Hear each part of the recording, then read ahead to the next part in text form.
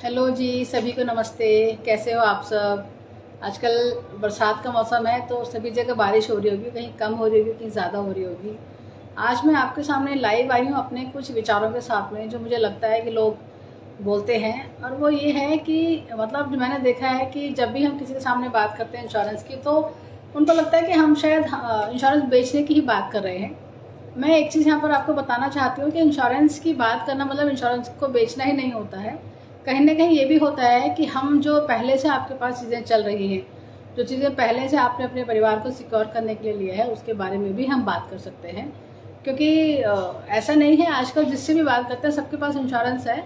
बस प्रॉब्लम ये है कि वो एडुकेट है कि नहीं है, जब आपको ज़रूरत पड़ेगी वो आपको हेल्प करेगा नहीं करेगा, वो ज़्यादा इंपॉर्टेंट होता है। तो आपको यहाँ पर क्या करना है कि जो आपके पास एग्जिस्टिंग जो भी आपके पास पॉलिसीज़ हैं, जो भी प्लान आपने लिया है, चाहे वो आपने खुद की फैमिली को सिक्योर करने के लिए प्लान लिया है, चाहे आपने अपने बच्चे के हायर एजुकेशन के लिए प्लान लिया है, आपने रिटायरमेंट के लिए प्लान लिया है, या आपने अगली जनरेशन के लिए लेगेसी क्रिएट करने के लिए प्लान लिया है, जिस भी तरह की सेविंग्स आपने करी हैं अपने अभी के लिए, नियर फ्यूचर के लिए, अपने अगली जनरेशन के लिए, उसको एक बार पढ़ते रहना, समझते रहना ज़रूरी है आपको। देखिए, मैं एग्जांपल के लिए बताऊं तो एक ज़माने में हुआ करता था कि जब हम टर्म प्लान खरीदते थे लगता था 10 लाख रुपए बहुत है, और आज लोगों को लगता है कि 1 करोड़ रुपए भी हमारे लिए कम पड़ता है। लेकिन मानिए, मैं लगभग दिन में 10 ऐसे लोगों से बात करती हूँ जिन्होंने बिल्कुल नया नई अपनी नौकरी शुरुआत की है। जब उनसे हम बात करते हैं कि कितना टर्म प्लान सफिशिएंट आपको है, तो उनको लगता है कि हमें हमारे लिए 1 करोड़ भी कम है।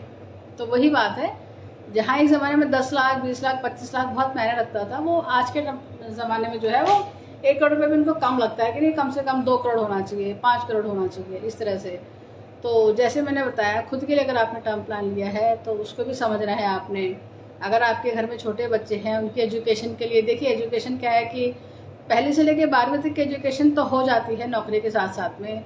जहाँ पर बच्चों की हायर एजुकेशन की बात आती है, बच्चे पढ़ने के लिए बाहर जाना चाहते हैं, उसकी बात आती है, वहाँ पर फिर आपको आज ही से उनके लिए फंड इकट्ठा करना है, ये होता है।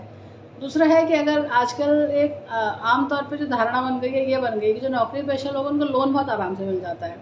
वो लोग जब लोन लेते हैं, आपने घर बनाना है लोन लिया, आपने गाड़ी लेनी है लोन लिया, आपने फर्दर बच्चे को स्टडी के लिए बाहर भेजने आपने लोन लिया, और उस लोन को चुकाने की जिम्मेवारी आपकी है।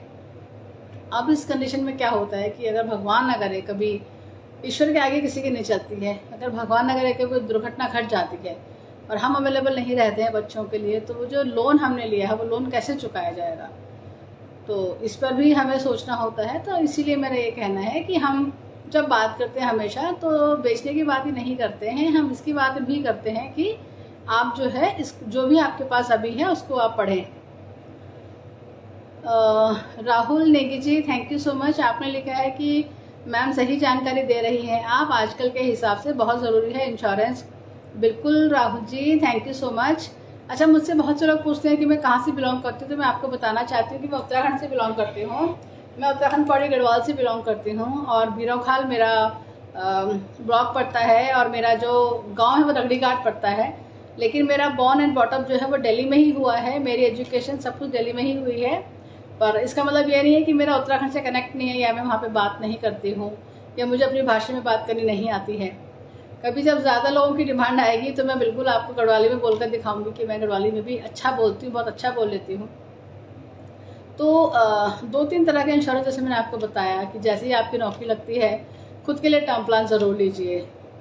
फिर फैमिली में ऐड ऑन होता है, हमारे साथ बेबी ऐड होते हैं, उनके लिए बिल्कुल उनके एजुकेशन, हायर एजुकेशन के लिए आप प्लान कीजिए। अपनी रिटायरमेंट, देखिए 60 साल तक तो एक आम आदमी की धारणा है कि जब तक हम नौकरी करेंगे हम अब चल लेंगे, अपना अपने अपने दिनचर्या को हम निकाल लेंगे, अपने जीवन का यापन हम कर लेंगे। लेकिन जब हम नौकरी पे नहीं बने रहेंगे 60 साल के बाद, उस समय क्या होगा?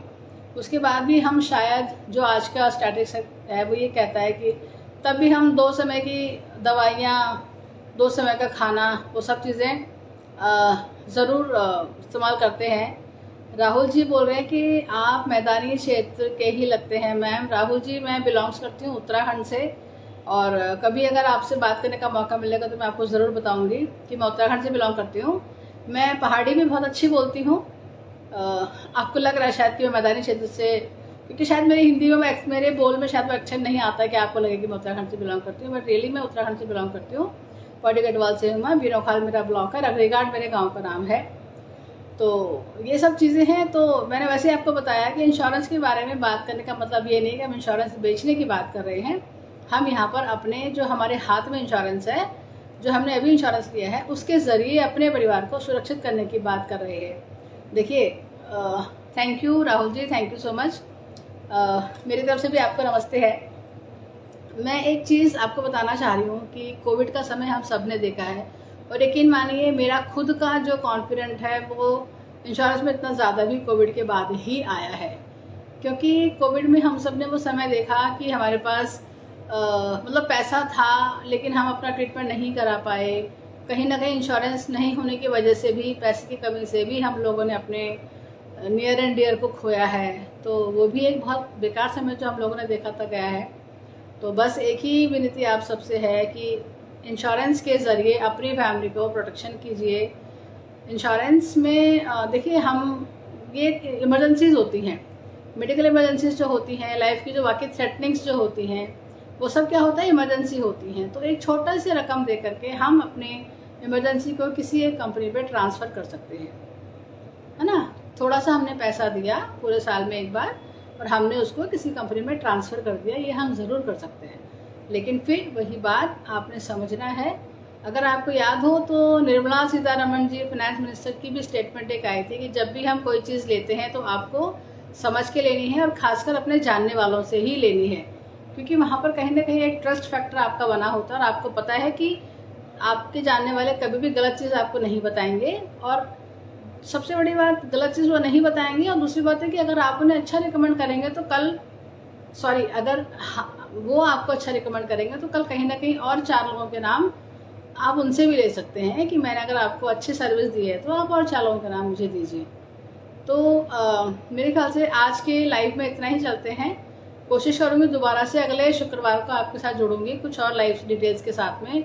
और मेरा तो ये काम है, मैं आए दिन लोगों से मिलती हूँ, देखती हूँ, हम हर तरह के केसेस पे काम करते हैं। और एक बड़ी हैरानी की बात मुझे अभी जो मैं आपके साथ शेयर करना चाहती हूँ वो ये है कि पहले हमारे उत्तराखंड से बहुत ज़्यादा केसेस दिल्ली एनसीआर में नहीं आते थे, लेकिन अभी उत्तराखंड के बहुत सारे जो केसेस हैं, मतलब उत्तराखंड से आप यकीन नहीं मानेंगे, अगर हम लिवर डिजीज़ की बात करें वो पेशेंट हमारे पास आते हैं, हम किडनी डिजीज़ की बात करें वो पेशेंट हमारे पास आते हैं, हमारे पास कैंसर के पेशेंट्स उत्तराखंड से आ रहे हैं। और ऐसे नहीं कि सिर्फ बड़े उम्र के लोग हमारे पास आ रहे हैं, हमारे पास जो छोटे बच्चे हैं ना, 10 साल के बच्चे, 15 साल के बच्चे, 18 साल के बच्चे, वो भी हमारे पास बड़ी बीमारियों के साथ आ रहे हैं। एक बड़ी सोचने वाली बात ये भी है कि उत्तराखंड के अंदर में इस तरह की बीमारियाँ कैसे पहुँची हैं। क्या ये सब खान पान की वजह से हुआ है? क्या ये सब, मतलब क्या नेग्लिजेंसी इसके पीछे रही है कि जो इस तरह की बीमारियाँ उत्तराखंड में पनप रही हैं? तो चीज़ ये है कि मतलब अपने सोचना है, हम सभी ने इसके बारे में सोचना है। और मैं तो समय समय पर लोगों को इसके बारे में बताती रहती हूँ।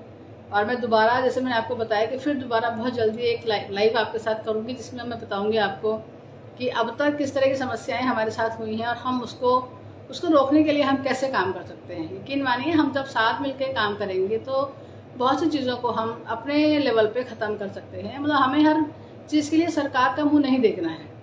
एक होता है ना कि हम हर चीज़ें डिपेंडेंट है, सरकार ये करेगी फिर होगा, सरकार ये करेगी फिर होगा। नहीं, हम बीइंग इंडिविजुअल भी बहुत अच्छा काम कर सकते हैं। मिला के हम बहुत सी चीज़ों को सॉल्व कर सकते हैं। काफ़ी प्रॉब्लम हमारे अपने हाथ में तो हम सॉल्व कर सकते हैं। तो मैं अगले शुक्रवार फिर दोबारा इसी समय आपके साथ लाइव आऊँगी, और तब मैं आपको कुछ और चीज़ें भी बताऊँगी। तो आप तब तक के लिए मेरे प्लीज़ वीडियो को देखिएगा। अगर आपके भी कुछ सवाल हैं तो आप कमेंट में मुझे अपने सवाल लिख के भेज सकते हैं कि आपके क्या सवाल हैं, आप मुझसे क्या जानना चाहते हैं। ठीक है जी, नमस्ते। अपना कीमती समय देने के लिए बहुत बहुत धन्यवाद।